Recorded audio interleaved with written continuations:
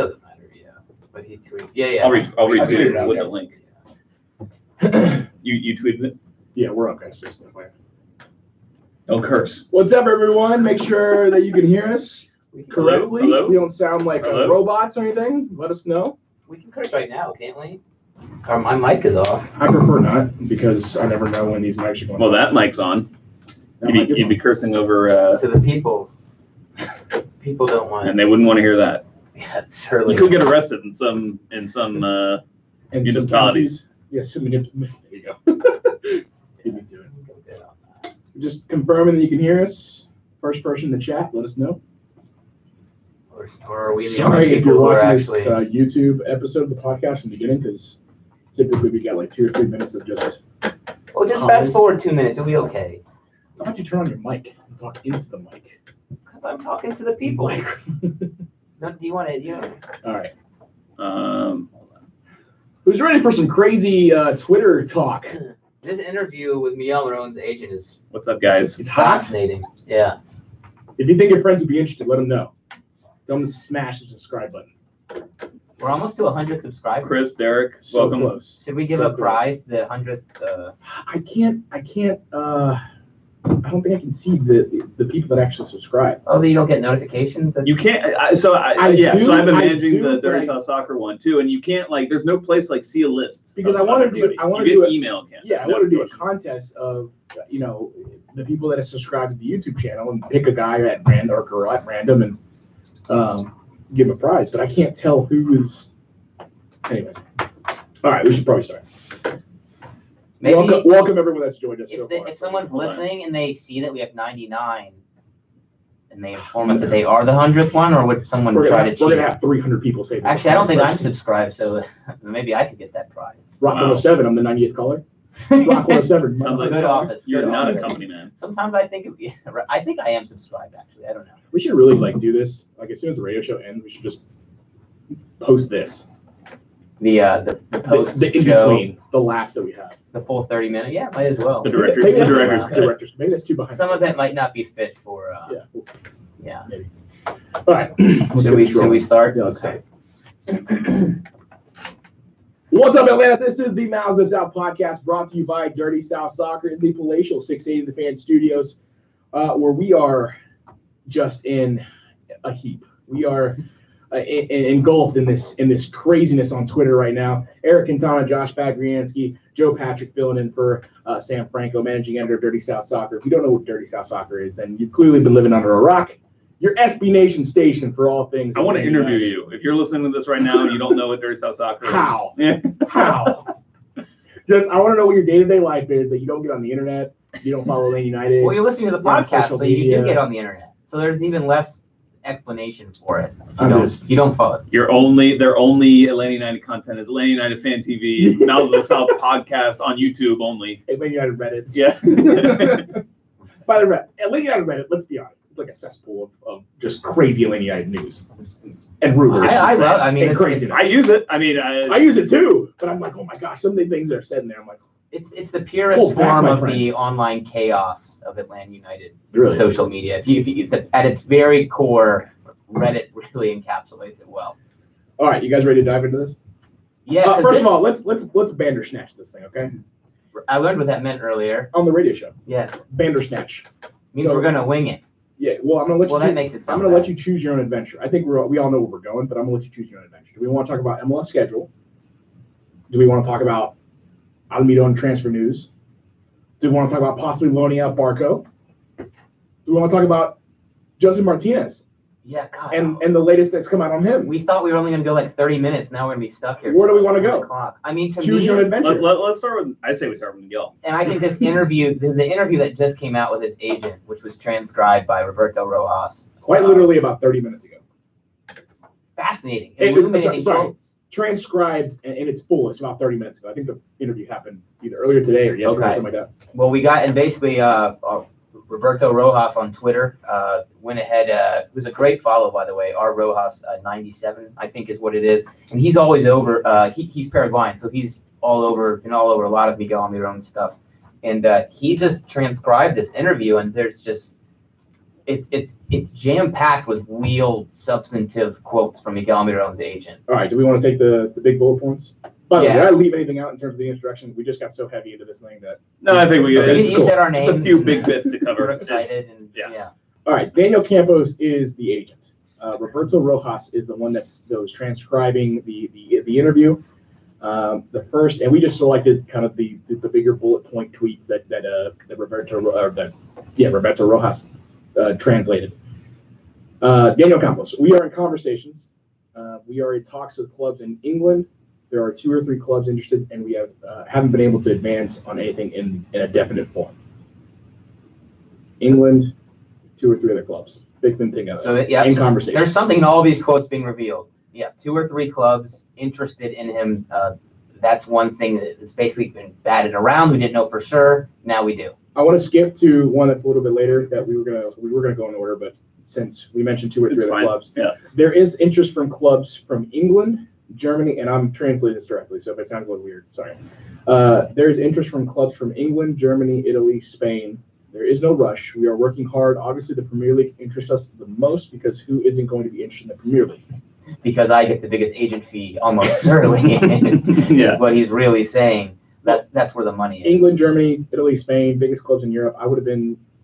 It's almost more believable if he would have said like in Scotland or Australia. Right. Yeah. Or Yeah. the Yeah. Middle This is East. kind Oh. of the just, Wonder when everyone's interested everywhere. Yeah. Yeah. I would, and actually, I wrote an article about a year ago for Dirty South Soccer. I went through all the clubs in the big leagues in Europe that could afford a this is potential right. transfer fee for Miguel Almiron, but more importantly, also be able to give him a raise in his wages.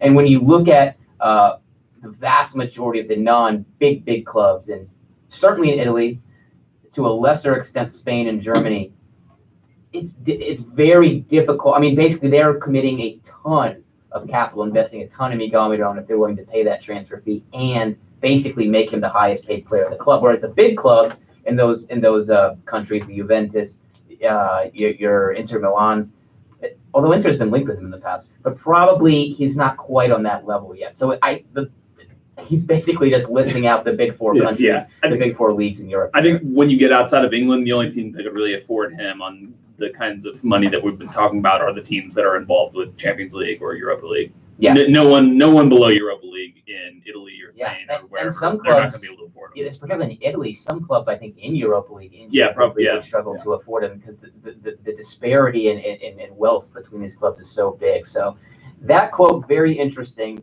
but I wouldn't go seeing if Fiorentina is after Miguel Almiron. I wouldn't go that far. The numbers we've heard is $30 million for the transfer fee and £100 million per week for the salary. Daniel Campos addresses this a little bit. The £25 million rumor that has been reported out there is false. That is not the value of the player. I don't want to throw out numbers because then everyone gets offended, but that isn't the value. That is not the situation at this moment, which leads me to believe, and it kind of backed up by the rumors and whatnot that we've heard so far from Newcastle, is that Newcastle wants to lower the transfer fee a little bit, and that possibly they've agreed to personal terms based off of the other tweets that we're going to read in a little bit. Those are the two big takeaways. They're trying to lower the transfer fee so they don't have to pay as much essentially up front, and the wage is probably what's been reported That's out there. really big because basically there's been conflicting reports over the last couple of days of whether we heard one report.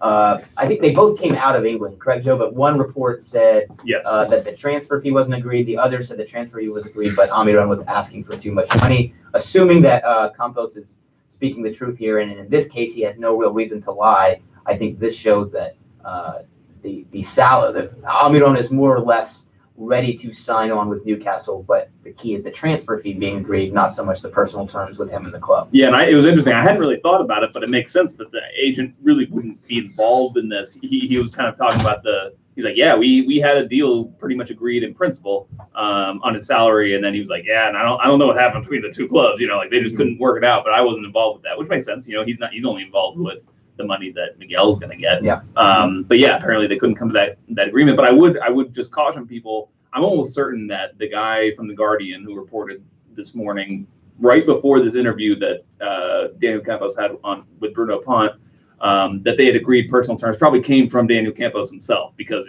How do you know who was interviewing him on Paraguayan radio? Bruno Pont is a big journalist. He's big Paraguayan. This is a proper journal right here. If you're not going to Dirty South Soccer, managing editor right here, he knows everything. But it makes total sense that he would leak that to him right before he went on, did an interview to say the same thing. But that's true. But I mean, the thing is, what I've heard from somebody who's familiar with what's going on here is that this deal was actually a lot closer to being done a while back, like a couple months ago, when there was an expectation that the club was going to have been sold at this point. Inside info, which is crazy to think about. What? That this was essentially supposed to be wrapped up a while ago. Because you're saying because Newcastle was supposed that Mike Ashley should have sold Newcastle by now to another owner who would then have the purse strings to be able to finalize this deal. Okay. Mike Ashley is such a stingy owner. That's what's kind of holding this up, is that I think the Newcastle executives that are working for him just know that he's not going to approve a deal that's above X amount. So they're trying to work around that. I think the Newcastle executives that are trying to negotiate this deal want this deal to be done, and they would pay, they would want Mike Ashley to pay whatever it takes to get this guy in. But they just know the reality of the situation, that the owner is just not going to spend that much money. And, Newcastle is a team that is a yo-yo club right now. I mean, they haven't gone down too recently. What was the last time they went down? Like 2011 or something? They've been up for, I think it was sooner than that, because Pardew brought them up, right? Benitez took them up the most recent time. Oh, that's right. They've been up 3 or 4 years. Yeah. And so they're hovering around, and so if they sign a guy to $100K, that's a big investment. If you go down to the championship with a guy on $100K, that's not good. You're probably gonna have to get rid of him at that point. You're probably gonna have to try to sell him. You probably won't be able to do it for a profit, considering the leverage you would have in that situation. So I understand from Newcastle's point of view why they would want to be very selective with this contract and the transfer fee that they're paying here. But I think if it wasn't Mike Ashley, that this deal would have been done. So fun fact, Roberto Rojas actually was checking in on the podcast. Yeah, I see he's here on the YouTube. Here. What's up, man? And I got his Twitter handle wrong. It's Roberto Rojas 97, and he's always all over. I mean, anything about Miguel Almiron. So good follow. We're kind of a big deal if he's following us. Some might call him an absolute legend. We've got a legend. Yeah, we've got a legend tuning in. We got Joe dropping inside info. So I'm just here for the ride. This is good stuff. A couple other interesting tidbits from the interview. I don't see it in here, but basically the idea, I'm sorry to find it real quick. The idea behind the tweet was that if it doesn't happen now, well, we'll be fine in June, whenever that transfer window opens. Yeah. As if there is a possibility Almiron might not get sold this window, which scares the living out of me right now. Well, I think it's posturing, probably. It's like it's not an actual thing that could happen, but they're not going to want us to say, like, we have to get this done in January. Here's a tweet. If there's an offer from a club in January that ends up going well, then we have a team. We have a team is ready for that, and of course in June, where the summer transfer window is, where clubs really spend money well. What was the other one? Miguel was interested more than anyone, but there are other markets out there. But there's no rush. We are calm. This is a player that a deal isn't going to be done overnight, and in case nothing is done in January, by June we have a lot of offers. So another little tidbit that'll be interesting. Throwing it back to, like, gosh, I don't know, October or maybe even before that. MLS does a program where they bring in a bunch of journalists from different parts of the world to just kind of let them see MLS and how it works, and the stadium and the club and all that. All the MLS clubs do it. And so they'll bring in like a huge swath of journalists from South America for one game, and they'll kind of get like special access to players and training and all week and things like that. And they have one for Europe. And so the week that they did it with England, they had some exclusive interviews from Tata Martino, and Tata Martino was talking to Harry Winter with the Times, and he said, they were talking about Miguel Almiron, and he said, you'll see like what he's like when he's playing in your country. And he said this, 3 months ago, maybe more. So that's kind of funny that, Tata Martino kind of knew what was going on. And obviously, this is a deal that's been in the works for a long time. It's not like this just started happening after MLS Cup final happened. So, I mean, these negotiations have been going on for a long time. So there's a lot of, you would hate to see it collapse, I guess, is what I'm trying to say at this late second. Do you get the when sense there's been so much work put into it's it? specifically Newcastle who was looking to get a deal for him ahead of time, or do you think there's some other clubs that have been mentioned but maybe not as heavily that have also that, or do you think it's just Newcastle that's been after him for the last month or two? I mean the West Ham rumors and then the Real Betis rumors, I think they're kind of, I wouldn't be surprised if they're kind of like waiting to see what happens with this, and then last second come in with an offer that either essentially undercuts Newcastle or is more, it's a lot more fruitful for Atlanta United. Mm-hmm. I wouldn't be surprised if because there's no way that Newcastle is the only team interested in Almiron. I think, well, yes, we know there's one or two other clubs and and teams all over Europe. I think that I think West Ham is they have a legit interest in him, from what I understand. At least on the field, it's different, you know, when you're talking about the interest that the coach has versus the interest that the executives have, because sometimes those interests aren't totally aligned. You know, the executives are more interested in the dollars and cents, and the coaches are wanting it on the field. I understand that West Ham likes him as a player a lot and would like to bring him in. Manuel Pellegrini is a South American coach there. He's Chilean, so he kind of he's very familiar with the style of football and would like to bring him in. And it's not. It's a club that I'm surprised we haven't seen more about. But we did see today there was a report that I forget his first name, Marco Arnautovic, that a Chinese club has come in for him for like 35 million pounds. And so if that deal goes through, it sounds like they're offering him a deal that's like too good to turn down. If that goes through, then maybe we see that rumor heat up some more, because we saw it like a couple months ago and then it just kind of died off. Because we saw the West Ham and we saw Tottenham and maybe even Arsenal, not the original BS like $11 million one, right. But like the Darren Eagles, the whole Darren Eagles thing. But we saw like there was a bit where there was like a crop of like it was like Tottenham, West Ham, and maybe Arsenal. So it'll be interesting to see if any of those kind of heat up again now that all this Newcastle rumors have turned up. And his agent did kind of put a time period on it and basically said that they're not worried right now, but they're waiting for things to kind of heat up as the window kind of nears the kind of middle point.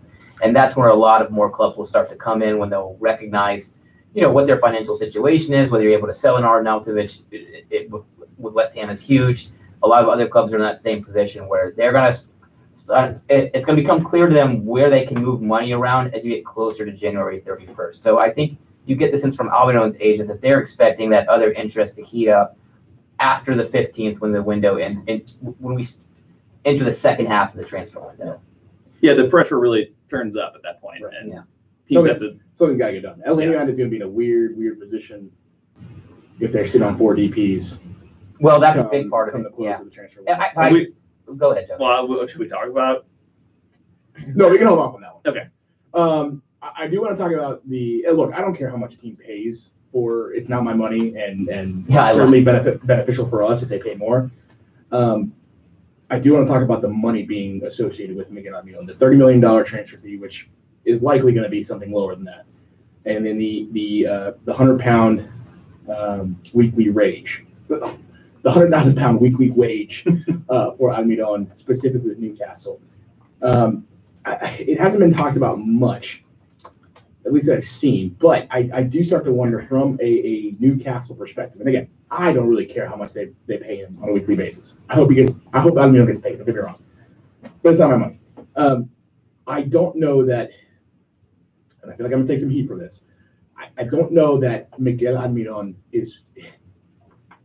it's not the wisest of $100,000 per week to spend on a player that I don't know can be or has it in his ability to be the guy on the team. I think Almiron is a great great second piece, just because of his abilities, the talent he does have, his what he does on the field. But I don't know that he's the guy you build your team around. And that's what I think. If you're going to be paid the highest salary on the roster, you want to be the guy that you can build this team around, that you can fight your way out of a relegation battle with, that you can you work your way in up the table next season and beyond. Miguel by himself, I don't think is that guy. And if you're not going to be that guy by yourself, or if you're not going to be that central cog in that engine or on that team, I don't know that's not beneficial for Newcastle. Again, I think Miguel is a fantastic soccer player. I think he's got tools and qualities that surpass anyone in MLS. I think he'd be a fantastic player in Europe on the right team.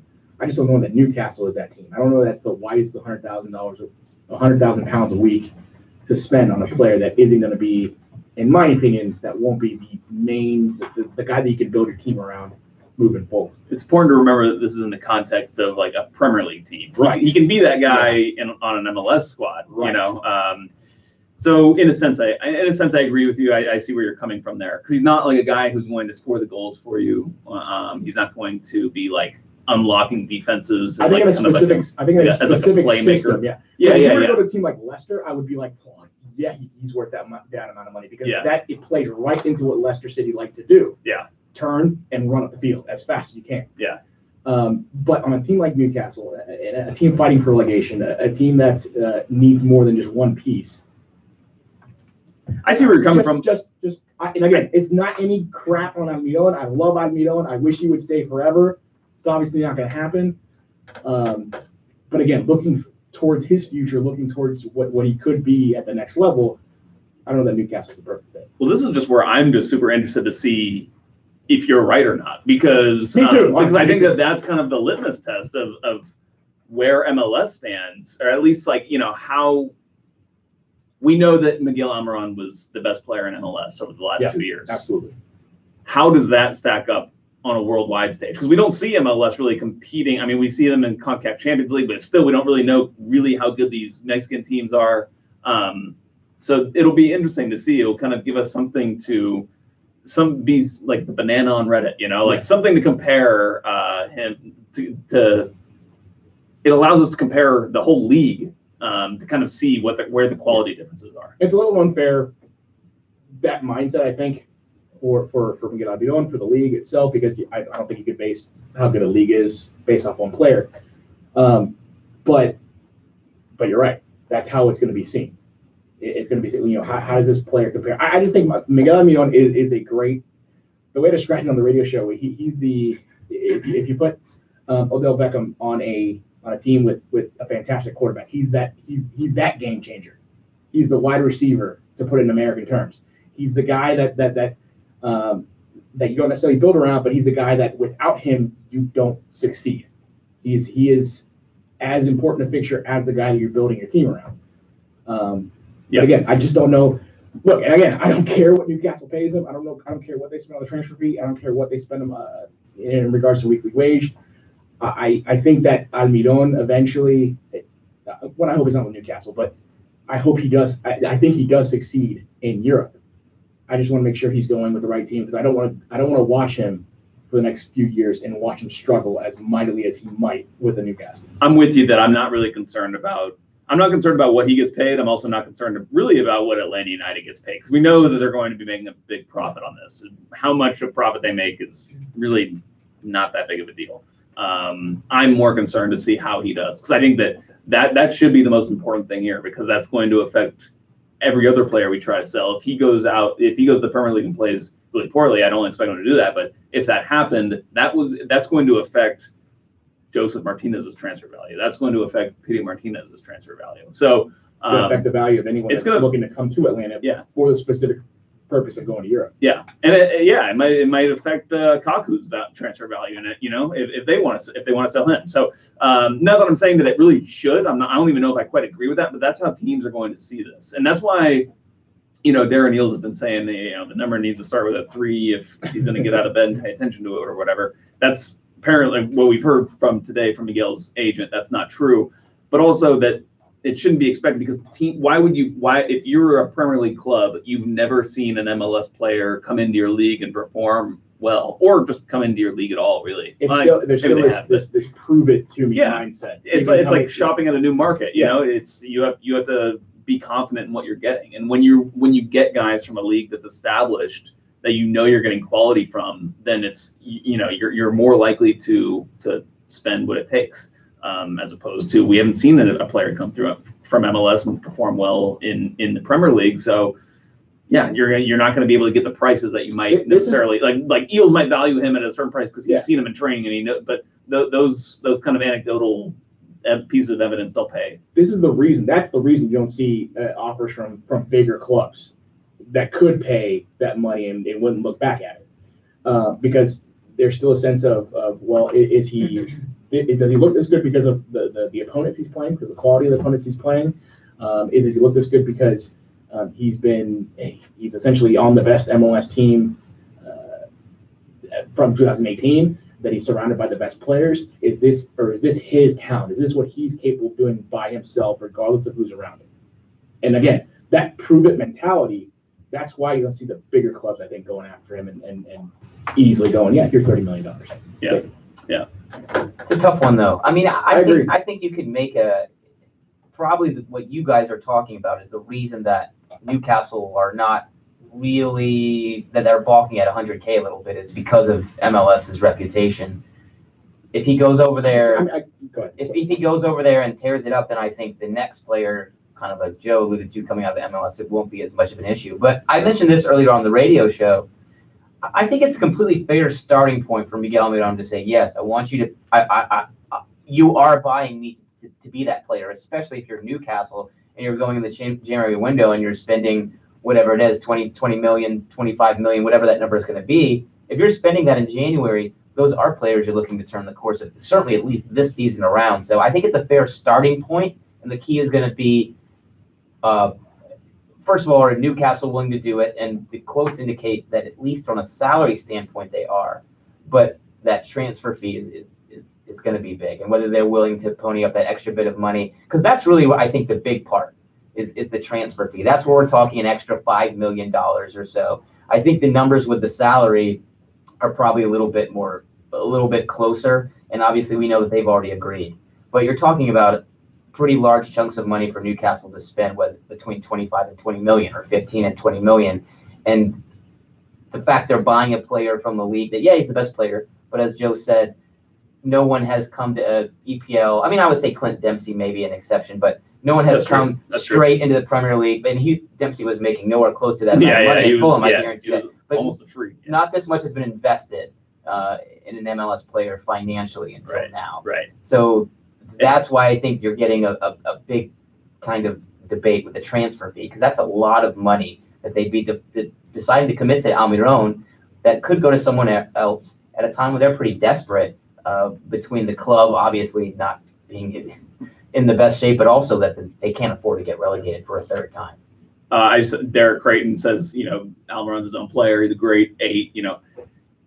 Me saying, we agree. Yeah. It's not that we disagree. We agree that he is a great. He's his own player. He's a great number 8, great box to box.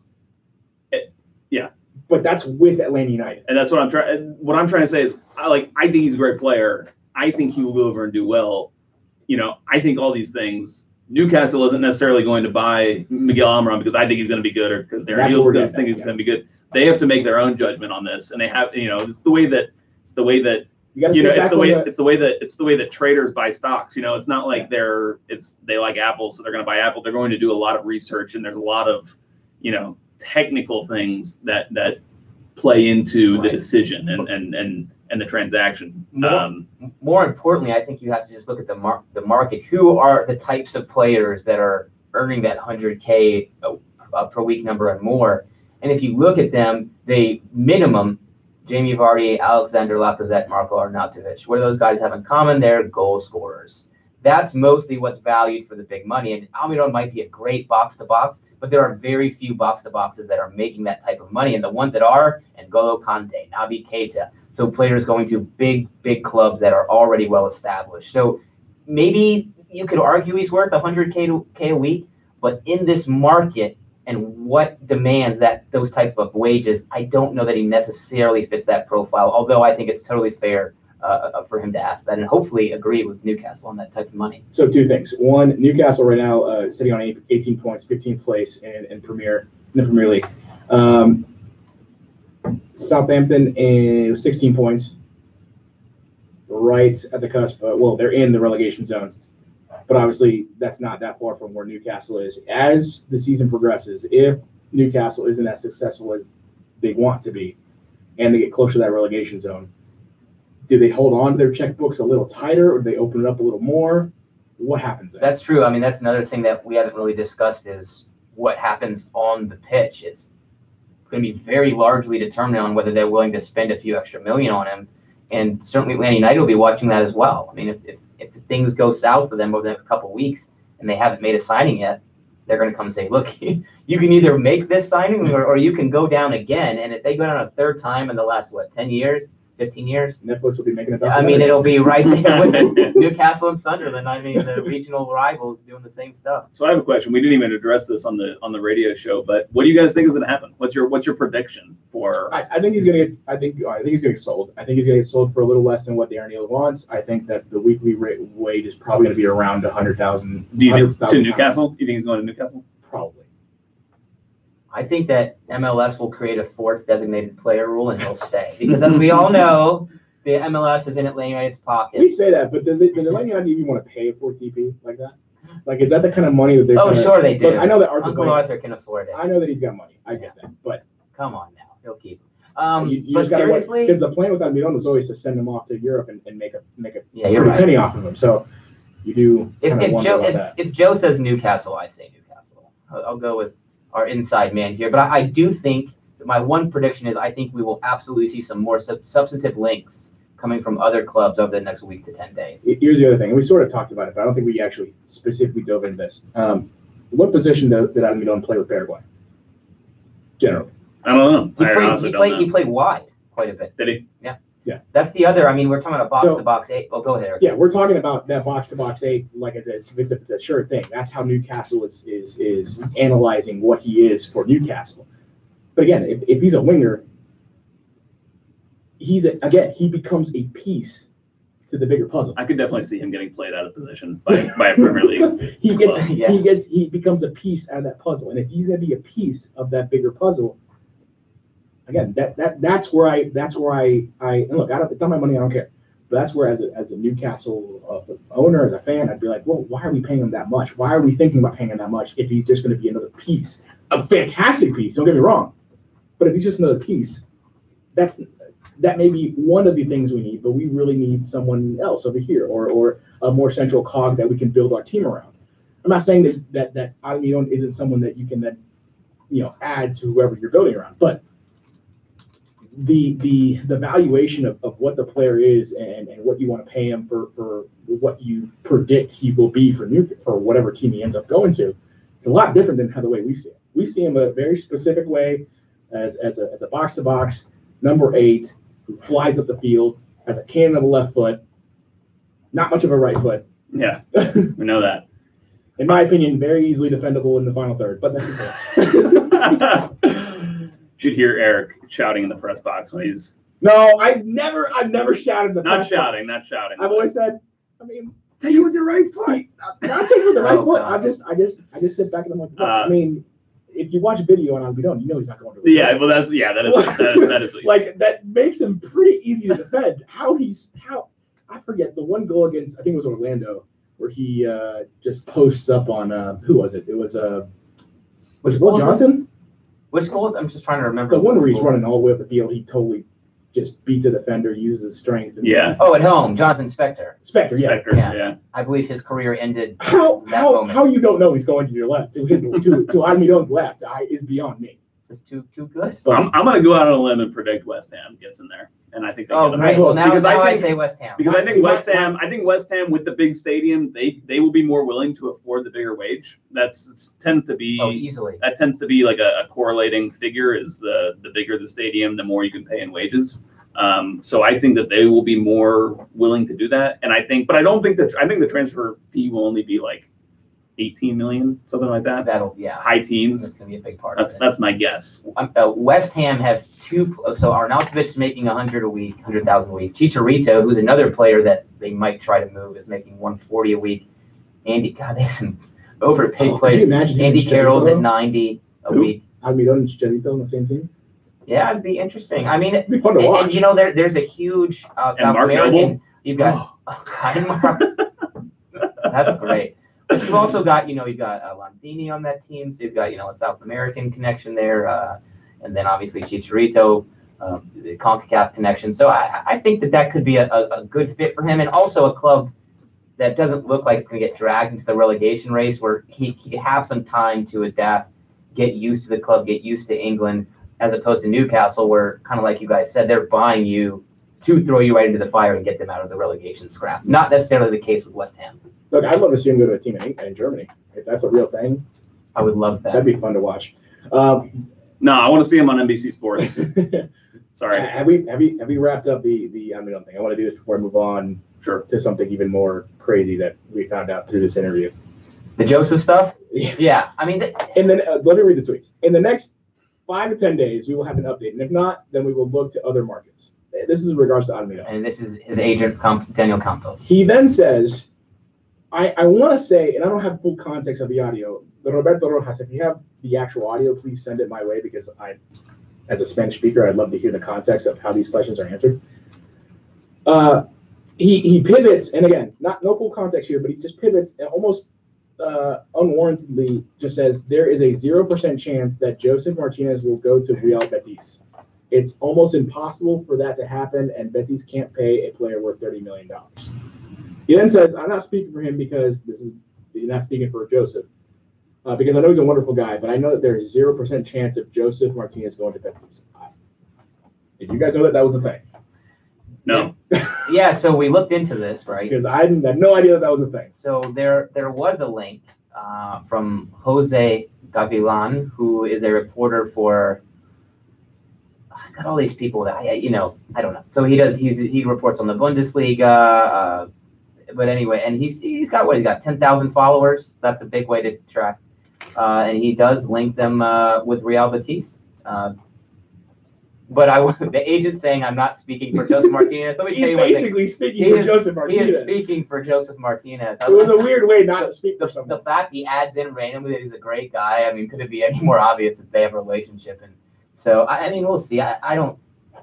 It's interesting. I mean, and there have been some other links that I don't really feel the need to regurgitate, because they're coming from people with 800 Twitter followers, which is about as many as I have. So maybe I'll start reporting fake stuff, but not even worth mentioning. But there are some very minor links with Joseph Martinez starting to come to the surface. Does this become a transfer saldo for the rest of January? Look, I don't think so, but we'll see. I will. This is the only other person I'll make this, and I guess it was a dumb thing for me to do when it came to the Tata Martino thing, but I'm willing to bet that Joseph Martinez is here for an extended period of time. Oh, no. I'm 99.9% confident Joseph Martinez is in Atlanta for an extended period of time. The Eric curse. That was dangerous, my friend. Just because, look, he's talked about it before. He's talked about it and said that he loves being here. Yeah. I think he loves being a superstar here. He loves being the man. I totally agree with you. He's making more. You totally agree? He has no. I totally disagree. That he's happy here? No, I think he's happy here. I just totally disagree that he'll. Yeah, I think he'll go. Gone. No, again, I didn't say next year. I didn't say next year. Well, extended period of time. 4 years here. That's an extended period of time. Wait, what'd you say? That he'd be here for an extended period of time. Oh, okay. So just some vague. Yeah, I think he'll leave. Like, I think he'll still want to be Next kind of 2 years, right? in his prime-ish Here's the thing. years. If his goal was to get to Europe, his stock has never been higher than it is right now, and he has no interest in leaving. So just consider that.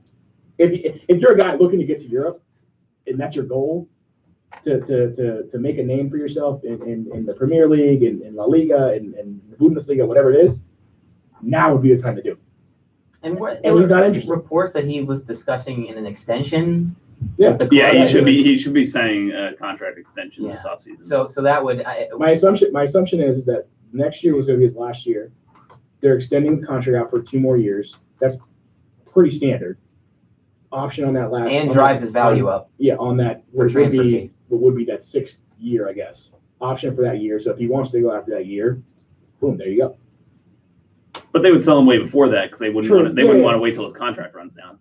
They would want to leverage Yeah, on his contract so they can trade him, or they can transfer him, or sell him. But I think he's. Whenever I've talked to him about this, I've asked him several times at training. Whenever rumors crop up, you ask the players the perfunctory question about it, and he always says, he always couches his answer as like being in the present moment. He's like, at the time, I'm happy. Right now, I'm happy. And toward when it started getting into the postseason and that award season, when he was accepting the awards, he was definitely talking more long term. And obviously, the present moment stuff was before that. But I don't know. I just still feel like there's a new manager coming in. I almost don't even want to say this because it's like nightmare stuff, but like, what if he doesn't get along with the coach or something? Or like, what if something happens? He's had his best friend and Miguel. Well, he's kind of become best friends with Miguel Almiron here. What if he doesn't feel as comfortable that he doesn't have Miguel here? Who knows? Who knows what's going to happen? No, you're right. That's all a possibility. I think that if you're Atlanta United, like, look, this is our guy. You don't you're going to get. I agree. They should try to tie him down. Atlanta should try to tie him down for it. Joseph. In terms of who we sided with, Joseph is going to be the guy. If I'm Atlanta United, that's what I'm telling him in the interview. We should quickly clarify, and thanks again, Roberto, for clarifying here because he's actually listened to the interview. That the pundit basically asked the question of the agent, saying that would you transfer Joseph Martinez because that means Almiron would stay. So it was framed. The question was framed as would Martinez be the one to go? And you see these links with Betis. So and which again shows a very, very minor rumblings in terms of this rumor. But again, I'll be very interested to see if you start to see more clubs' names drop. With respect to Joseph over the next week or so. It was fun to have all this drop like in the last 45 minutes. Yeah. As we're doing the radio show, to end the radio show, this is what happens. What is dropping? I was hoping to go home a little earlier. I will say regarding Joseph, and I wrote an article about this like well before Christmas, but the figure on his contract extension will be interesting because I think the higher it is, the more he gets paid by Atlanta United, I think the longer you're going to see him here.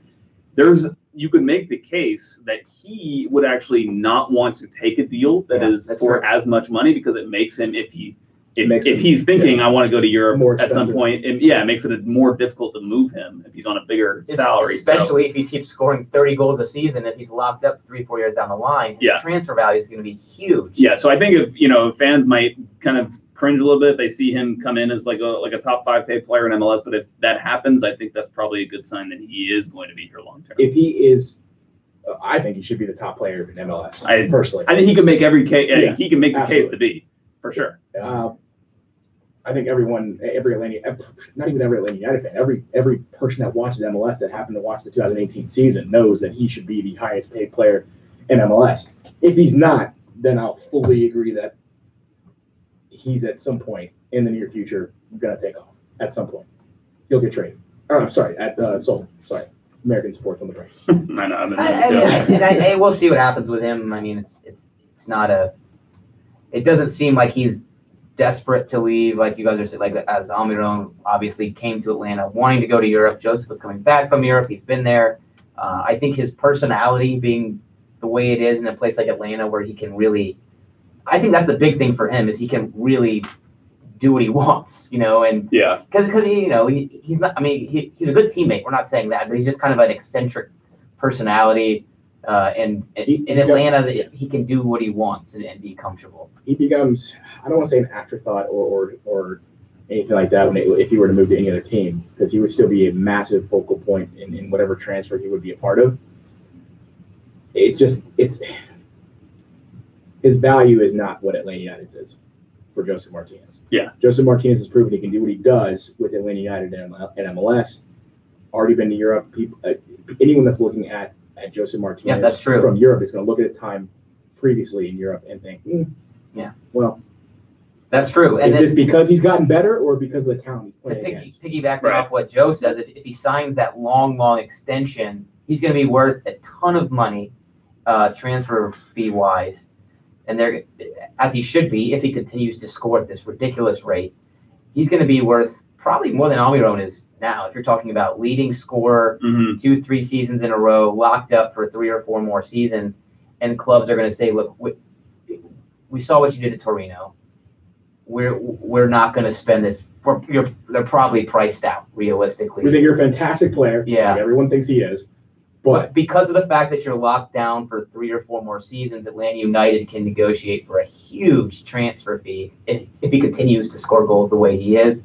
And clubs are going to say, I don't know if we're willing to pay that because of what happened at Torino. Not necessarily, but I do think that goes along with what Joe's saying, that if you see him sign a long extension, probably here for a while. And what happens with Almiron in Europe is going to be a huge indicator of how Joseph can then maneuver his negotiations moving forward. But with Joseph, it's not just the length of the contract; it's the amount. He could be getting the Miguel Almiron £100 a week, £100,000 a week contract. That would put him.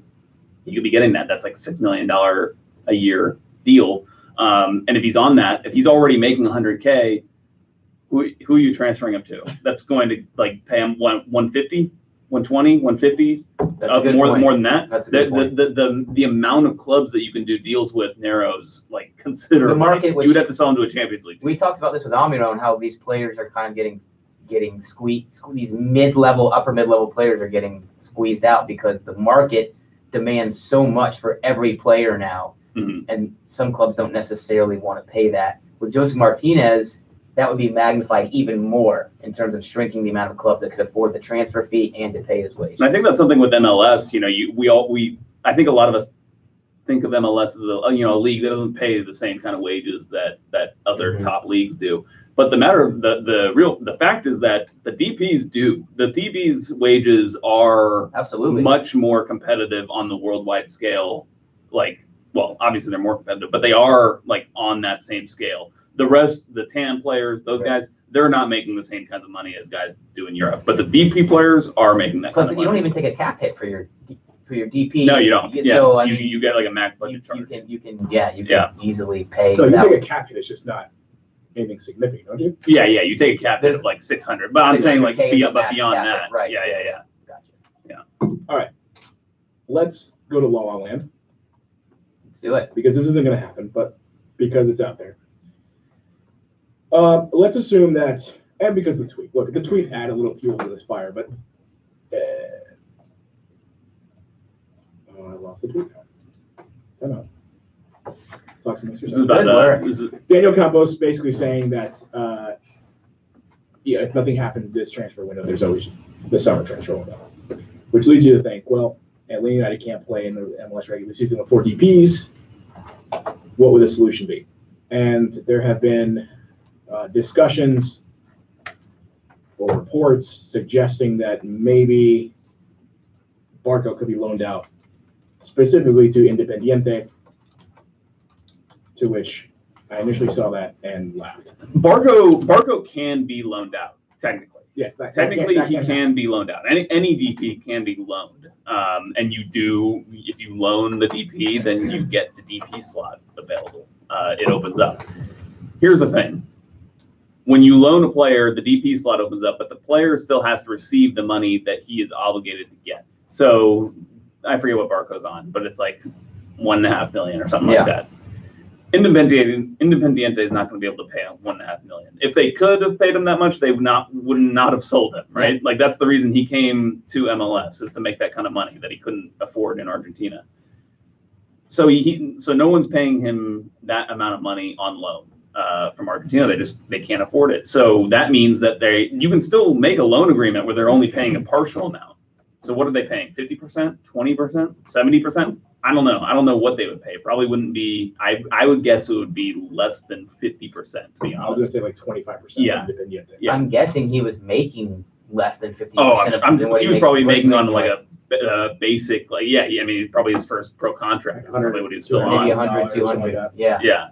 I doubt even that. Yeah. I doubt even that. He was probably making a MLS rookie salary. Honestly, he'd only been in the 2 years at Independiente. Yeah, so nothing makes sense about this at all. Yeah, so basically, if that were to happen, Atlanta would have it. They could loan him and pay him his 1.2 million or whatever they're still on the hook for after the loan, and then pay for another DP to come in. I mean, technically they can do all that, but like they're just not going to. It's not a financially sound way to. Pretty much, people have been doing what we've been doing and trying to search for any possible scenarios, and then that's one of them. Somehow this makes and magically this rumor that makes no logical sense, particularly from Independiente's side, pops up out of nowhere. So, and I'm sure even like Darren Eales would say, if he was being or not if he was being honest, but he would say like, "Oh yeah, we could do this, because that still gives them some more leverage with the Miguel Almiron situation." But the matter of the fact is that they're not going to. The way this reads on, and I'm just looking at the report from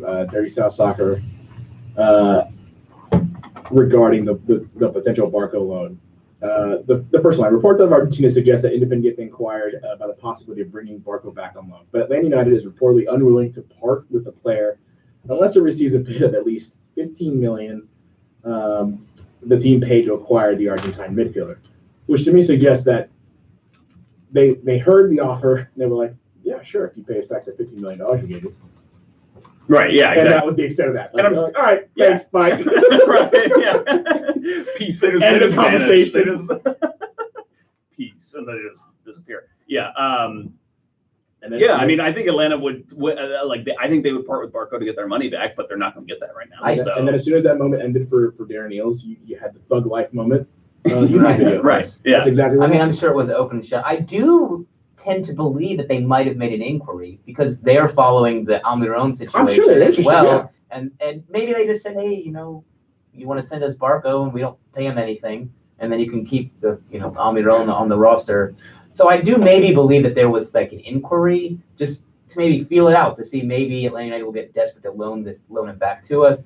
And of course Atlanta United said no, and kind of said probably the same things that we heard Miguel Almiron's agent say tonight. We're calm. It's going to happen. So there's no reason for us to do this business with you. There's certainly no reason for us to do this with us paying virtually his entire salary. Yeah. So it's crap. Derek, I hear you could do half a year. That technically, yes, you could still loan him for half. You can recall him when you sell Miguel Almiron in the summer. Still don't see the club spending money unless a team is going to come in. I could see a loan theoretically happening. It's not going to come from Independiente or any Argentine club. The reason I don't really see it happening is because I don't see a good match for them. I don't see a club that would take on his whole salary for any length of time. I'm trying to think. Could you, and forgive me, I know there's specific rules to GAM and TAM, but could you loan a different player out? Theoretically, could you loan a different player out? Use the GAM TAM money used on him to pay down Joseph, Barco, or no, you can't. Well, I think you could do. But technically, they could have done it with Joseph, but they're going to give him a contract extension. But so everyone else makes more than you can only buy down players from a $1.5 million threshold, which is what they did that with Zlatan. I think the Galaxy did that with him. Yeah. But yeah, Joseph was making like 1.3, and they could have done that with him. But yeah, they're going to give him. I'm sure that scenario has already been presented out there. That's how you lose a player right there, is if you buy down Joseph to make him a TAM player.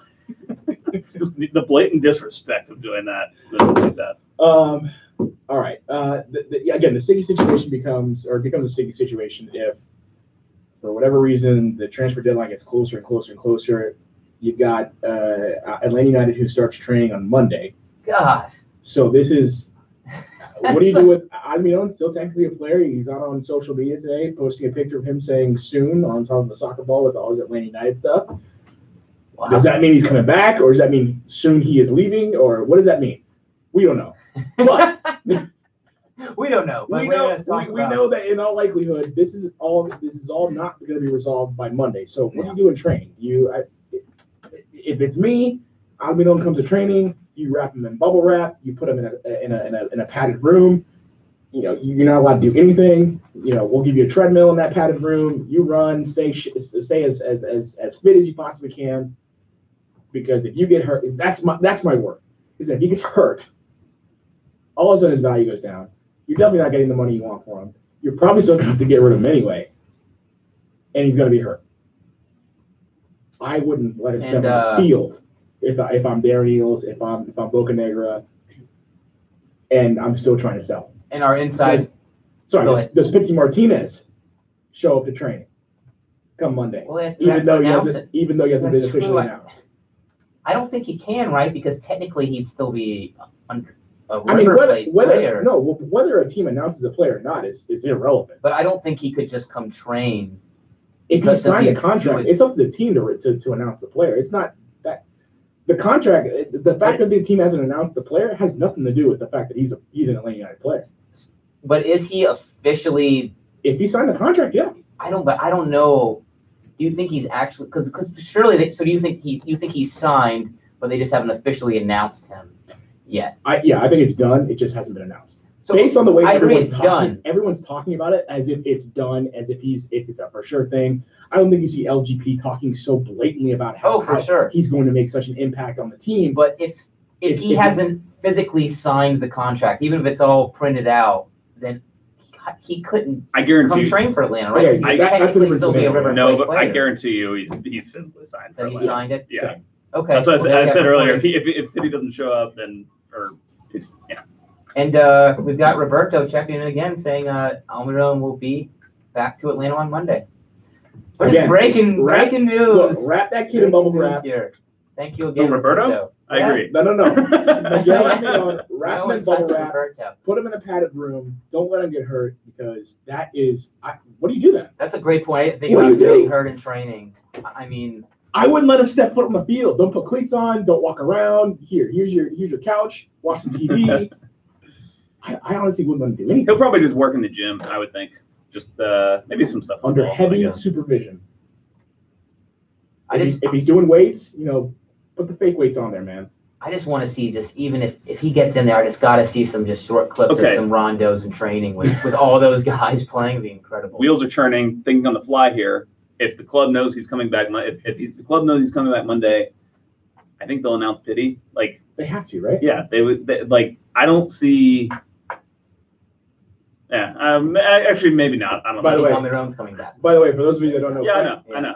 Yeah. Frank DeBoer actually being announced, introduced to the media on Monday. 11 o'clock is when that This was happening. Monday. If I had to make a prediction on when Pitti will be announced, it will be Friday at the draft because Darren Eales likes to kind of show his You know what? big And at this point, the league at the is draft like like, he did last year with His Barco. big Englishman. and the draft is so dumb now. The league is probably like, hey, how about you give us some real news during the draft instead of these college players getting drafted. Philadelphia just traded all of their draft picks for some Gam and Tam. So the league might be like, yeah, we like the idea of you breaking some real news during the draft. Year 2, did any of our draft picks actually come, make a name for themselves in a good way on the field? No. John Gallagher. Gallagher. I mean, they all played for the twos. I tried. I just didn't have enough time to. Gallagher, he started as a left winger and then made a transition to right back where he was actually pretty That's good. true. He's and the right back is a interesting position one. of need, so he's like an attacking right back. So Ollie Shannon released, Could be already something there. served his purpose of recording the famous Magic City night on Instagram. So And he's given gone. us what I will consider one of the best Frank DeBoer moments, even as early as it is. Just the fact that you can fake Frank DeBoer in Magic City. Just taking a Frank selfie. DeBoer doing the selfie. In front, you're doing the selfie. Oh yeah, in front of someone the took stripper. the Shannon. Right. That's yeah. fantastic. That's Frank that's DeBoer epic content. selfies. I gotta say, this guy takes some interesting selfies. He's like one of those weird in between smile, not smile. I have the feeling he's going to be. Look, Carlos Bocanegra, fantastic front office man, but his interviews sometimes can be a little. Oh, he's giving you the very vanilla. He can leave you wanting a little bit. I feel like I Frank don't know. DeBoer is going to be a I little could bit see the same. DeBoer being like, and Joe, we'll ask Joe all the time because he'll be at training. I could see him being more of a low key, but like more of a in the weeds tactics kind of nerdy guy, which means Joe will be able to ask some great questions and he'll be more receptive to that kind of talk. And then with like regular stuff like, oh, well, the atmosphere, he'll give you that vanilla kind of Bocanegra. Are you doing more defending corners training this week since you conceded 2? Exactly. We always work on the set piece. I don't know what it sounds like. Should I call him Franciscus? What? Please. First question. Yes. Yeah. I think you definitely should. Franciscus. You should ask him his first question in Spanish. It's like, oh, sorry, I forgot that this isn't the thing I got anymore. Tata on the brain. I got Tata on the brain yet. Joe, I asked you this on the radio show, and I thought it was really interesting the answer you gave. If you want to add it to it a little bit, you're going to be the press conference. what specifically are you looking to ask or find out about DeBoer during those 20, 30 minutes, whatever it is? For me, I would want to know kind of just like his background. I mean, we all know his background because we've read his Wikipedia page, but like I want to ask him, like who were his influences? Because he's been in like the richest football culture, not just like being Dutch, but the specific Dutch team that he's been a part of and the coaches that he's played for and just like the people that he's been around in his life, in his career. His pedigree. The pedigree is just off the charts. In Barcelona, Yeah, so I want to know kind of like who has influenced him the most in his career. And I think that the probably the number one answer, then this might upset the people, is going to be Louis van Gaal. That's just the impression I get. It's the coach that he played for the most under Ajax and Van Gaal brought him in at Barcelona. And Van Gaal, an incredibly successful manager. I think you're just gonna have some salty Man United fans exactly. getting upset Yeah, about I think that. Van Gaal knows what he's doing. Yeah, he's a very good manager. He only won one trophy in 2 years at Manchester United, and just take the fandom away for a second and analyze it as an objective. But that's what I'm looking forward to kind of finding out about him, and I think that through doing that we can kind of gauge, once we know who influences him and just in a footballing perspective, then we can start to kind of unravel, disentangle things a little more and figure out kind of like, okay, well, if he likes this style, he might lean towards these players in this formation and this formation. Because that's what I'm most interested with him is, everyone's like, oh, he played 4-3-3. I want to know about his philosophy. And because we already kind of know, we've watched the Atlanta United players for the last 2 years, 1 year. We know what their philosophy is. We know what makes them tick. That's what I'm interested to see too. And hopefully you can get that out of him, Joe, is just what is his style of managing? How is that going to mesh? How is that going to differ from Tata Martino and mesh with the players already on the roster? More so than just what shape you're going to come out with. What in footballing terms, what makes DeBoer tick? It's going to be interesting. And then certainly it could be so many different things because he's been all over the world and he's an absolute legend as a player. And has managed at some big clubs as well in Ajax and Inter. So it's interesting. You would in all likelihood be asked about how he's going to handle this ridiculous schedule that Atlanta United has for 2019. It's a doozy. It's going to be quite a challenge for someone walking into Atlanta United, not only with the schedule itself, but with the expectations that are going to come along with following up what Tata Martino finished up with. Look, you look at the schedule and it's hectic. 34 games doesn't seem like a lot over the course of 6 or 7 months, but the way it's put together, it is crazy. A couple of notes from the schedule: 17 national TV matchups. All the other ones will be on Fox Sports South, Southeast, per usual. I imagine Kevin Egan, Van Gargan, surely. That number, that 17, is up from 16 from a year ago. They'll be on ESPN 8 times, FS1 and Fox 3 times each, twice on Unimas and once on Univision. I'm going to skip those if you guys don't care. And yeah, that's just put it on mute. Great. I can't stand. Or what about I put on the Spanish? There's the on Univision. I'm just Cantor's kid, Eric Cantor, I think. Nick. Eric Cantor is the former Senate majority. My brother is named Nick, so that's. Eric Cantor. I can't stand that guy. Yeah. Was the House leader? I'm sorry. I can't stand that guy. The other guy, and I forget his name. The other guy is fine. They're both terrible. Fine. They're both terrible. Don't give any of them any credit. I like at all. I like the other guy. The other guy's fine. It's Nick Cantor. I can't. They'll never live down the VAR against San Jose where they just completely that was Nick botched. Cantor. Yeah, right. Yeah. Him, I can't stand. The other guy that does it, I'm good with. Well, they just after that I was like, I'm done. But just put on the Spanish. Yeah. Or are they bad? I mean, you know what they're saying, so are they're legit? Spanish is good. So I'll just go with the Spanish. Those guys are. They're in love with Joseph. Me too. All right, so a couple things about the schedule. May, jam-packed, absolutely ridiculous. They've got a 9-day stretch where they're doing Vancouver on the 15th of May, and they fly to the Red Bulls on the 19th. I imagine that's going to be from Vancouver to New Jersey, New York, whatever. That's going to be a straight shot because why come home? Then you got to go from, I assume after that, after the 19th, you come home. Then you got to go to Real Salt Lake. And that is That's ridiculous. And you've got 7 matches total in May in 24 days. Yeah, it's really even worse than what you just described, Eric, for a couple of reasons. The first one is if you were to go all the way to the CONCACAF Champions League final, which is one of the reasons these matches are so congested because they had to move them, that's April 24th. Then you're going straight into May with this gauntlet. That'd be 8 games in 27 days. Ridiculous. And we didn't even include, it starts May 12th. So there's another aspect to this too. Atlanta are playing a lot of teams on short rest, and those teams do have full rest. So you have May 12th home to Orlando, and you're coming off a midweek match against Toronto. And Orlando basically is off midweek. Then you have to go all the way to Vancouver on the other side of the country, play Vancouver on the 15th. They'll have 5 days of rest to your 3. Then you have to, I don't know if they'll fly back to Atlanta or fly straight to New York, play the Red Bulls on May 19th, who will also have, I think, basically a full week of rest. Then RSL comes to the Benz on May 24th. They'll have 1 more day of rest than Atlanta United, and then, or excuse me, in Salt Lake. Salt Lake will have 1 more day of rest, and then you're back home to Minnesota United on the 29th. So not only is it a gauntlet of a schedule in terms of the games coming fast and furious, not only is it right off the back of what could be a very congested CCL schedule, but also you're playing on short rest against teams that have 2 or 3 more days of rest. And to me, I look at that stretch, and I think you're going to drop. It's impossible to expect the team to be successful in those 5-6 matches in May. I don't see how you do it.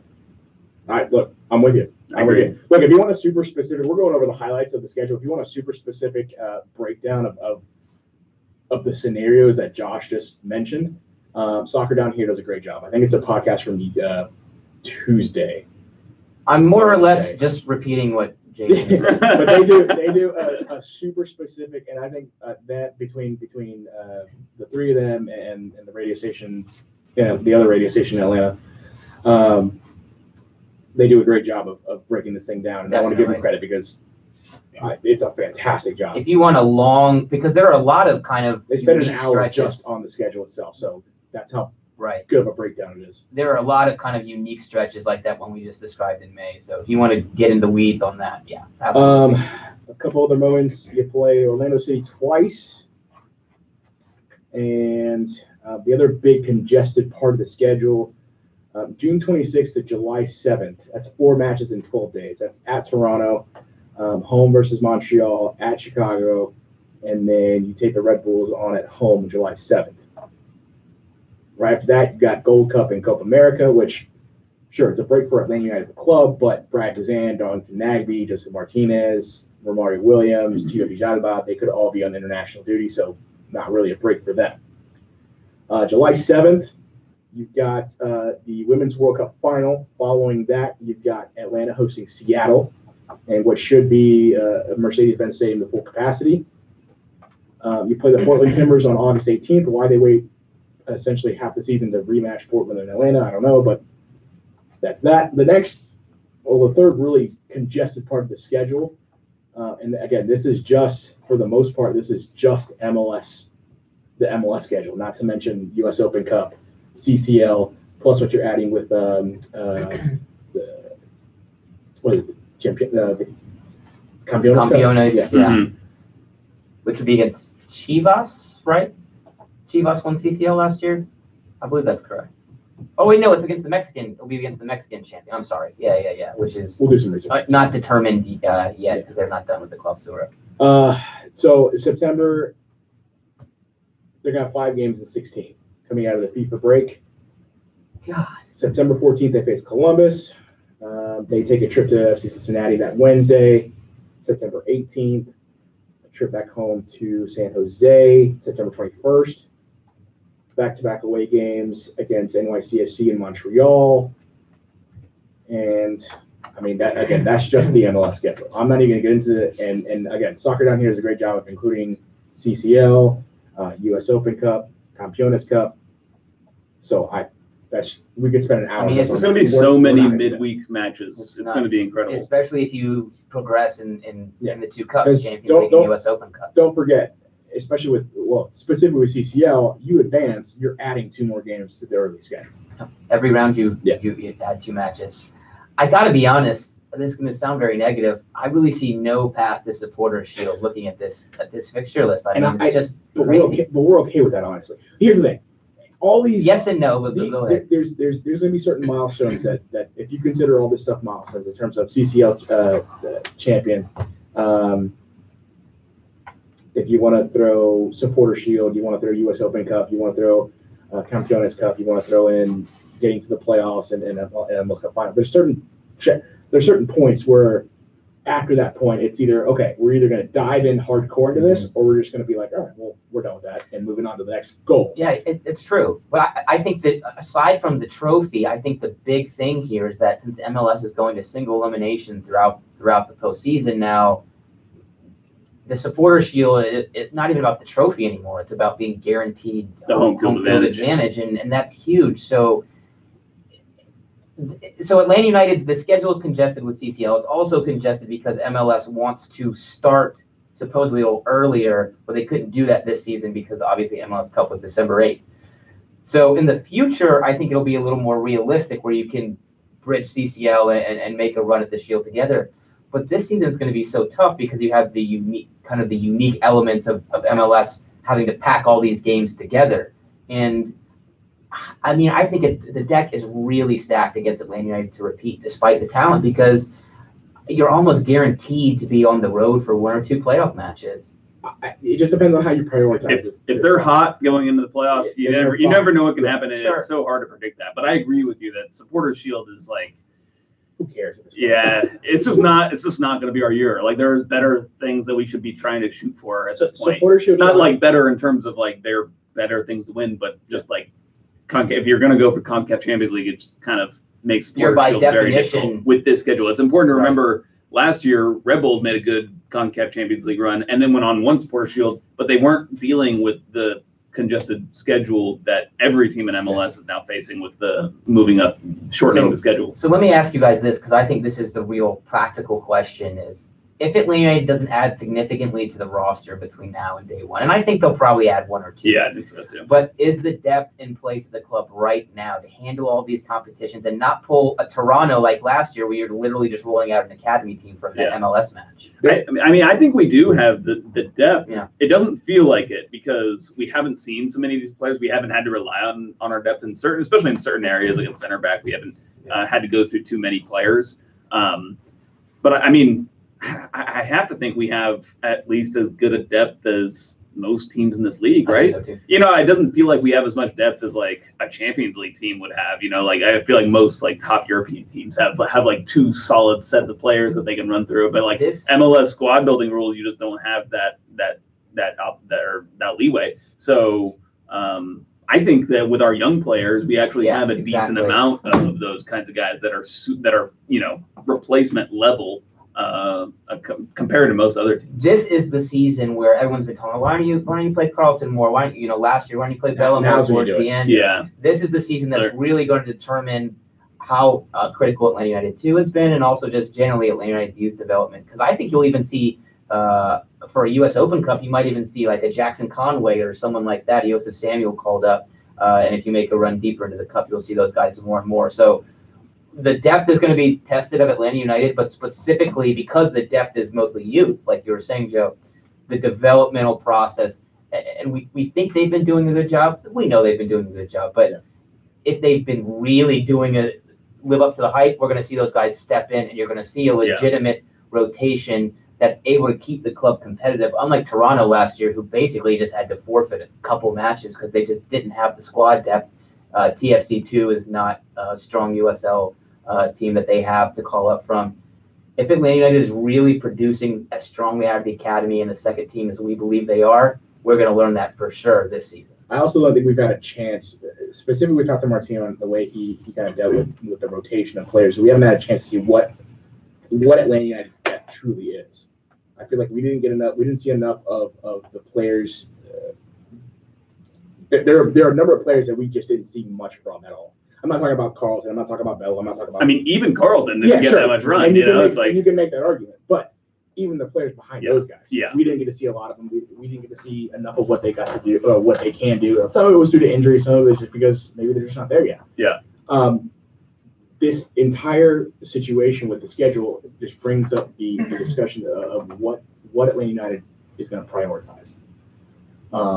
I think it's obvious to most people, except for the hardcore, because I happened to do this with someone on Twitter, the hardcore American, I'm America, I'm watching soccer, still doesn't value international play the way maybe those that have been watching soccer for a little bit longer value international play.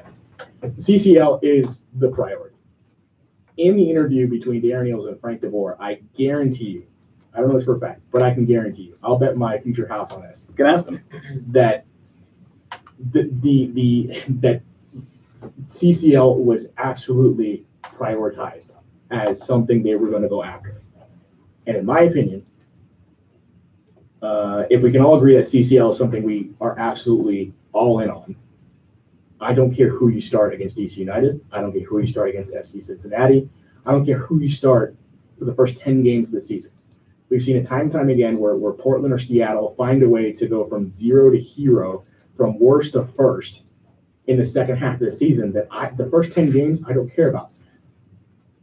You throw the best 11 that you've got, maybe the best 12, 13, depending on who you plan on subbing in, into CCL, and that is their focus. Anything that takes away from their ability to perform at their peak, at their best in CCL competition, you find a way around it. You navigate around that. Yeah. That by itself, and I think this is going to be very valuable through the course of the season, specifically that the very congested parts of the season, midway of the season and into the playoffs, getting the young guys or the guys that haven't played much, those valuable minutes at the beginning of the season to show, hey, you are a major part of this club. You're a major part of what we want to do throughout the 2019 season. You're going to play a massive role in trying to get us CCL and try to get us a great spot in the playoffs. I know it's a long shot, but possibly getting a supporter shield. It's going to come from the depth, from the youth, from guys like that. I would throw Gossett in there, Carlton, Bello, Brandon Vasquez, Miles Robinson, even further down, like we said, Jose Hernandez. You guys all laughed the Breck Shea acquisition. He's important. That is going to be huge. It's going to be huge. I think even a guy like John Gallagher could get some absolutely, right back. Especially because right back is a spot where you maybe don't have maybe the one spot where you don't have a ton of depth right now, especially if you want to play Franco Escobar at center half. And fullback in general is just a position that requires a lot of energy, and it's hard to for those guys to be playing twice. And I'd imagine if their team adds a player, it'll be at that right back spot. But to kind of piggyback off your point, Eric, I mean, we looked at the roster of the quote-unquote first team last year. You could kind of rattle off the last 3 or 4 names, Goslin, Carlton, Kunga, and say they're going to spend most of their time on the second team. They're not going to be needed unless there's some real injury crisis. This year, you need everybody on that roster to contribute all the way. You might see Alec Can, need to play a part at some point. We'll see. I don't care if you throw out 9 ATL UTD 2 players and a squirrel in an Atlanta United uniform for the first 10 games. I don't care. Mm-hmm. Yeah. All I want is Atlanta United to focus on CCL. There's no way that Atlanta United pulls a Toronto from last year. In my opinion, I'm not worried about that. First 10 games of the season, you throw it up to whatever the young kids can do. And you get them, you get them that valuable experience early on so that they take that with them throughout the course of the season. They learn from that. They build up their confidence. They get substantial, meaningful minutes. And if you start with the young kids at the beginning of the season, and I don't know if that's going to happen, in all likelihood, it's going to be a normal starting 11. But if you're really, in my opinion, if you're really prioritizing CCL, you'll start as many kids as possible and hope that you can get the best out of them in the first half of the season. And that is going to be so valuable. It'll be fun to watch, I think. I can't wait. And to be fair, you do have veteran backups as well. Absolutely, yeah. That you will also see. I mentioned the kids, but basically anyone that we haven't seen much of. I think you could see a Mikey Ambrose. I'm excited to see Jose Hernandez. Finally, I guess he's made one appearance last year. Right back is that one spot where it's like, you're resting Escobar. Are you going to go all the way down the depth chart to Gallagher? Are you going to play Julian Gressel, which maybe means you go to 3 in the back? Do you sign someone? But regardless, I think with the exception of the right back spot, you can already kind of get an idea of what the rotation is at every position. And there are young players and some more experienced players that can step in. So I tend to agree with the sentiment that you can balance both, obviously prioritizing CCL and still maintaining your competitiveness in the league. Yeah. After CCL, I'm all for throwing everything into the regular season. Once U.S. Open Cup comes around, like as much as I'd like to win it, it just doesn't mean as much as CCL does, as the MLS regular season does. And if you can do CCL and Supporter Shield in the same year, that's fantastic. That would be the 2 main goals I have. U.S. Open Cup, again, leave it for the kids. Let them take you as far as they can, and if you get to a point where there's a legit shot of if you like semis, winning, then you start introducing some of the first teamers. Campeones Cup, honestly, I don't care. Yeah, it's funny when that was first announced. I was like, this is a great idea. It'll be fun to watch. Yeah. It's one game, but I wouldn't want to play all my best players for 90 minutes. To me, it's like the Sugar Bowl. Yeah. It's going to be fun to watch. I want to win, but in the end of the day, it does not mean much to me. Yeah. I don't think it means much. In the moment, it's going to mean a lot to Atlanta United, but again, I don't think ultimately in the grand scheme of things, that is. It is one match, right? Yeah, one game. One match. Is it? Do we know if it'll be at home or in Mexico? Do we know? I don't know. We'll do some. It was in Mexico. Or no, it was in Toronto last year. Get on an intern. Find out. You just point at nobody. Yeah, we don't have to. I was like, do I have to do it? Well played. So yeah, U.S. Open Cup, very, very far back in terms of priorities. Once LA United's there, I hope that they do well. And again, this could change if they crap out of CCL in the first round, then obviously that Open Cup is going to take on a whole different meaning. Same with the regular season, and then obviously getting into the playoffs, MLS Cup, that's all going to be huge. Is that unrealistic for me to say? Because I don't think we can go into the season. I don't think Atlanta United. I don't think it's realistic. I don't think it's prudent for Frank DeBoer, for Darren Eales, for Carlos Bocanegra to say, yeah, we're going for everything. Because one, it's never happened. 2, it's unfeasible. They will say, I mean, if you were to ask them, they would have some platitude about whatever. Yeah, we try to win every game. That's whatever. But yeah, you have to prioritize. Otherwise, if you don't prioritize, you might do well at the early stages of all these competitions. You might get off to a good start in MLS or in the MLS standings. You might do well in the early stages of these leagues, but eventually you're just going to wear down, and you're probably going to wear down at the end of MLS regular season, and you'll fail in the Supporter Shield. You'll fail in MLS Cup. It's just not a smart strategy. You have to prioritize. If you look at what happened to Toronto last year and realize that's going to be even more compounded this season because everybody has a condensed fixture list already because of the season, as we discussed earlier, that the season couldn't start early as MLS wants. It's even more difficult for Atlanta United to make a run for Shield MLS Cup. It's going to be really tough, even tougher than it was for Toronto last year, and we know what happened to them. So, question for you guys, just quickly: what would constitute a successful season in your mind? It's a great question. Do they have to win a trophy? I think if you get to MLS Cup final and you get past Herediano, I think going out to Monterrey is perfectly there's no shame in that. Monterrey is one of the top, probably maybe the top team in Mexico right now on form. I don't think there's any shame in that. So I think getting to an MLS Cup final. I would say. Or winning a trophy, or winning U.S. Open Cup or something like that. But at the very minimum, a successful season is to be in contention for everything. So in CCL, make it past at the very least the first round. Second round would be ideal, but be in contention to be a player for CCL Cup for the CCL final. When it comes to U.S. Open Cup, Again, I don't really care. Not at the moment, at least. That could change by the time U.S. Open Cup starts. When it comes to the regular season, I want you in one of the home playoff matches to begin the playoffs. Yeah, that'll be big. That I think would be a successful season. I think once in the playoffs, because it's all single elimination now, it's just kind of a crapshoot. Whoever's hottest at the right time. It will be more difficult to get there to the final. I think to me that would be that about sums it up. I don't think they need to win a trophy. I think they can go 3, maybe even 4 years not having won a trophy, and until we're like, okay, I got to scratch that itch now. I need a trophy to celebrate.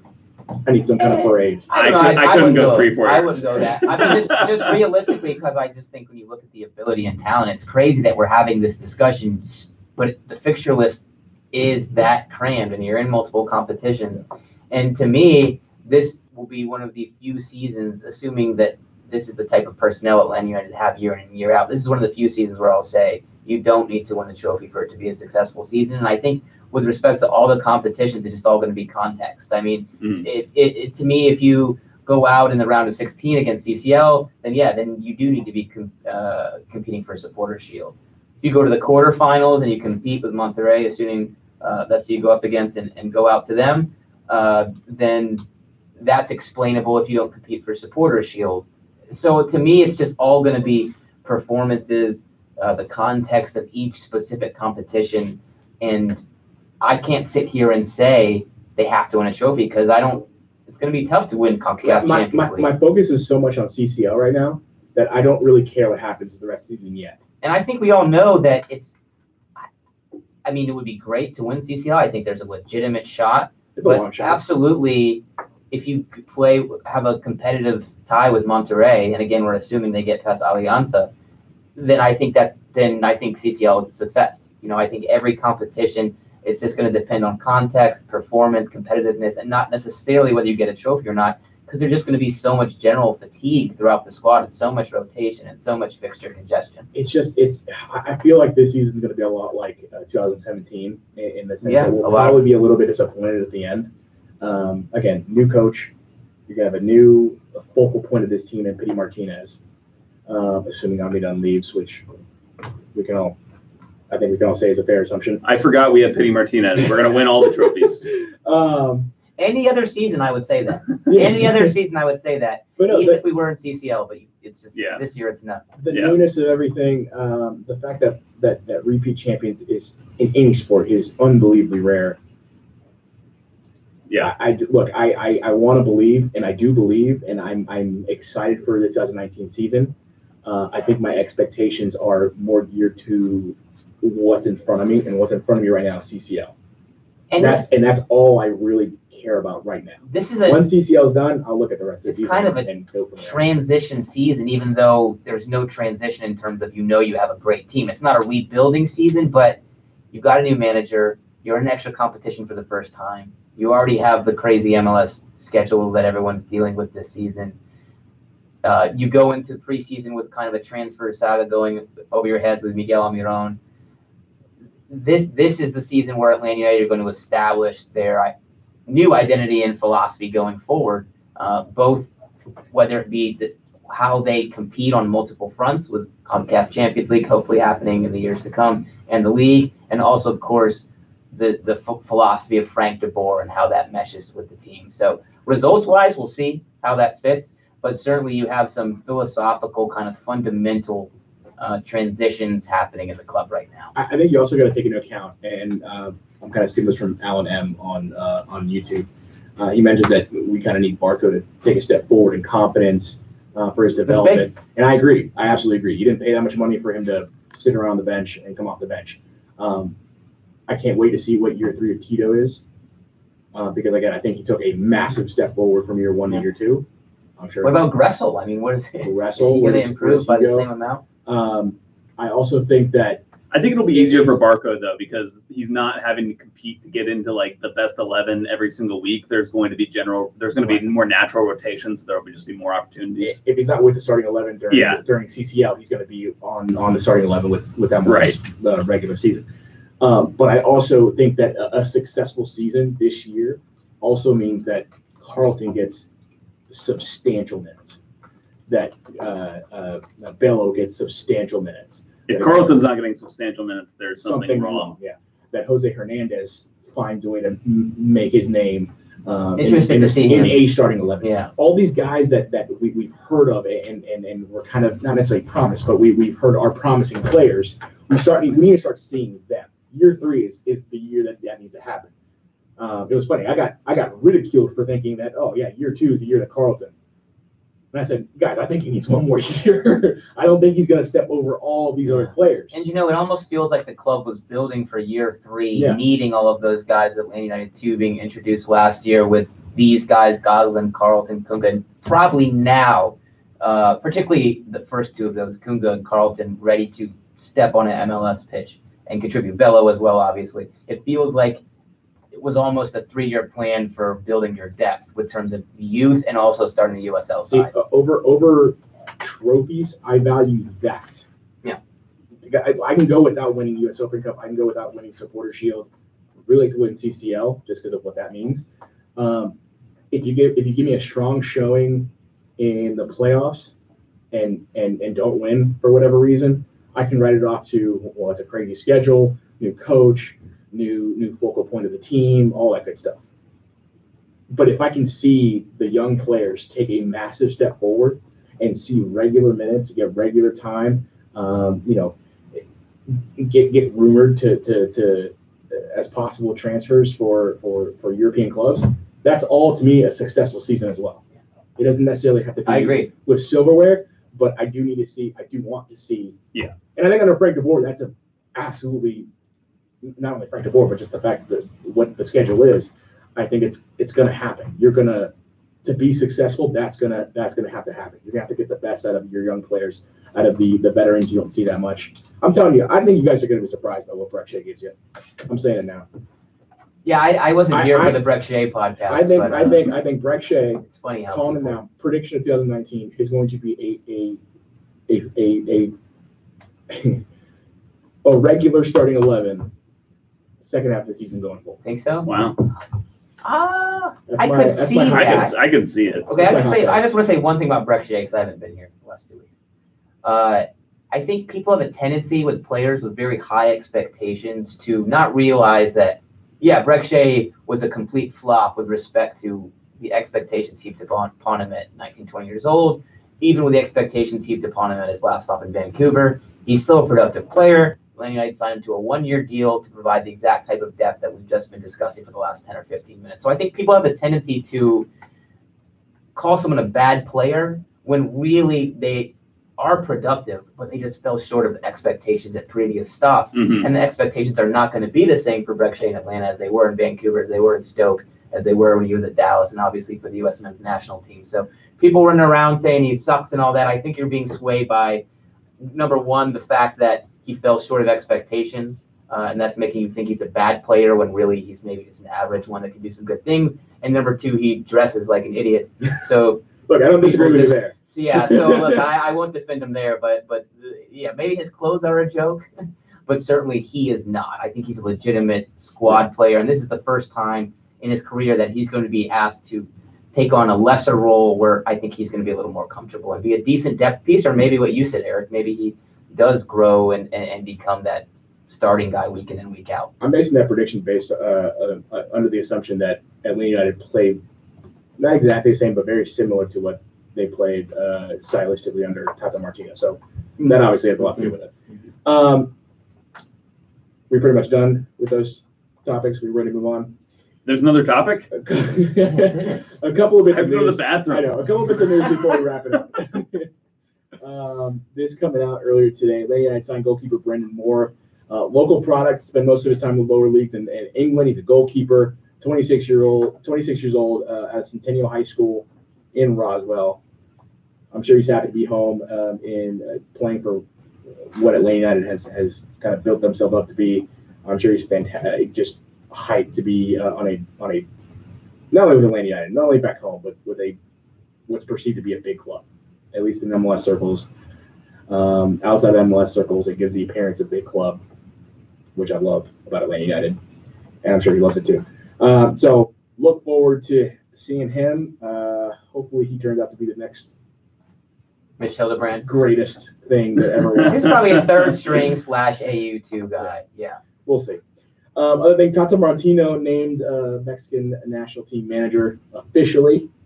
I And can't believe it. I saw that press conference. Like, wait, this just officially happened. Like, by the pictures I saw, you'd think he was like being held hostage by the Mexican Federation. you like that jacket he had? Yeah, what was that? That was so classic. Oh, yeah. Like Liga Blair. MX, All yeah. that Blair. Something about like the Mexican League jerseys. You just expect to see like that cursive Coca-Cola on like every. It's Yeah. like that's just totally normal. That was a crazy jacket. He takes funny photos too. He does. There's some hilarious. Best of luck to him. You look at his face, and it's just like, Best of I luck to don't him. want to be here. Are you guys? I'm almost cheering. I mean, obviously, want U.S. to do better. I will be cheering for him. Yeah. I will be rooting for Mexico to do well. Not against Yeah. the United States. I'll still So be will I. rooting for the United States. But Yeah, So will I. I want Tata to have a good career. I actually Good thing yeah. Franco's not here to have a conniption about Listen, that. you want as an Atlanta United fan, you want Tata Martino to do well with Mexico. Yeah. Because Yeah. it's going. We love Tata That's Martino. only going to attract the next great manager. Frank de Boer looks to be basically a replication of what Tata Martino was before he signed with Atlanta United. Tata Martino is one of the reasons we like Atlanta United Yeah. this much. So it doesn't really make any sense to suddenly turn on him because he's playing for a United States rival. Because You want him to do well, so the yeah. next guy. I gets think that most same people treatment. agree with us. Maybe we'll have Sam back on next week for some shock jock. Look, takes I've seen on a that. lot of people say like, there's no way. I can't root for Mexico. There's absolutely no way. But I'm telling you, Rivalry is softened anyway. as a Atlanta United fan, as someone who's going to be, you the listener, someone who's going to be following his team for the next, as long as you live, you want Tata Martino to do well with Mexico because that's going to look good for Atlanta United. And that's going to look good for a manager either trying to make the come up or a big name that knows that this is a big deal. Yeah. Coaching here. I want him to I do don't. well. I don't know if I ever Mexico previously won. like rooted against Mexico. I kind of like laughed when they had Yeah. failures I and enjoy, stuff. It I was kind enjoy, of funny. I enjoy the Because drama. yeah, That's what I right, enjoy. exactly. It's like a telenovela. But now, and obviously, I would just not root for them when they played the United States, and that will still be the case. But now, I will just want to see them do better, and I will want to see Tata kind of credited. For I a lot think of their that's success. the rivalry has changed so much. I mean, I think in the 90s, maybe early 2000s, it was like that, where the teams just wanted nothing but the worst for the other side. But Mhm. particularly now that the U.S., for all we criticize them, they're a legitimate CONCACAF power now. And I think Mexico's accepted that, so it's kind of more of a mutual respect rivalry than what it was, which was just crazy rivalry. Is it crazy to think, and we'll wrap it up with this, is it crazy to think that Tata Martino was never interviewed by Argentina, never interviewed by Colombia, never interviewed by the United States? And yet those, well, at least Argentina. It's Colombia, crazy as he were wasn't the- interviewed by the United States. were the first two Yeah, the rumors, United States is. and before Mexico entered the picture, they were huge rumors. Do we know for sure he didn't interview? Is that reported? That Yeah, what- he that's didn't what interview? said. he said he didn't said, talk yeah. to any of those three countries. So he, Look, the U.S. I can't believe. I mean, I can believe because he I said mean, it, but yeah, I physically US. can't believe that the United States did not interview him. don't even- do we have another hour? I mean, No, we don't. Joe has to pee. We can't get into U.S. men's national team disaster. All right. Tell them where they can find it. Oh, here's a bit of stuff we're looking into doing for next week. I know everyone's excited about the kits, the kit reveals. I'm trying to get someone from Adidas to come on to talk about what that process is like. I'm trying to get an interview with someone affiliated with that process or in charge of that process. That's a tough get, so I'm trying.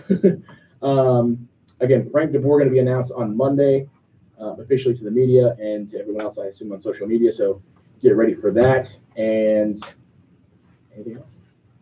You can find me at Twitter Yeah, on go ahead and put your- JoshB914. J Patrick 200. Eric G. Quintana. You can follow the podcast at MOTS Podcast. Donate to the podcast at patreon.com/MOTS Podcast. Donate as little or as much as you want. Every little bit helps. Try to get to Costa Rica, so help out as much as you can so that I can go party with you guys in Costa Rica for CCL madness. Way to frame that. Pay for my trip so I can party with you. You want me as your guest. Better be drinks on air. You want me as your guest. I agree with that. I'm a fun guy. You are a fun guy. The old Mouths of the South expense account. Yeah. Yeah. All right. Well, now you're not getting any. Now you're not getting any donations. Sorry. All right. If you made it all the way through, send us a couple tweets with with heart emoji. No, let's do something more. Oh yeah, I forgot about this. If you made it all the way through, I want to say about an hour and 49 minutes, maybe. Good on you. Send us some emojis. I'll take the squid emoji. You can send me the squid emoji. Joe, what kind of emoji do you want? I'm looking at Is there a? I don't know. Send me the grimace face, the one that's like. Arr. The grimace. the grimace face. I like that. Let me scroll through the emojis That's my favorite emoji. because I want a good one for me. Josh wants the key. Are emojis on your phone the same as emojis on Twitter, or do I have to go on Twitter Pretty much, yeah. specifically to Just look? send Josh the kissy Oh, face. throwing up. No, send Josh the kissy face. Yes, kissy face. Kissy face. I want to. So what are you, Eric? The I'm the squid. squid. He's the grimace face. Joe's the grimace face. I'm the kissy face. Kissy face. I love it. Josh is single, so if you're a lady, Yeah, make sure you send him a lot. of absolutely. Hey, me too. So is Joe. Joe is single too. But Joe Yeah. wants the grimace. Oh, Yeah, bro. that's So right. so who do you want? That's Who do you want to date? what that then? was about. I thought we were just like getting a little. You can date that. Yeah, but it's still a window in your personality that I'm a lover and you're a grimacer. That's true. just like- Yeah, your mind went stay there. away. And I apologize for the last minute and a half of That was- nonsense. I don't think either of us are really dating material. I should. Anyways.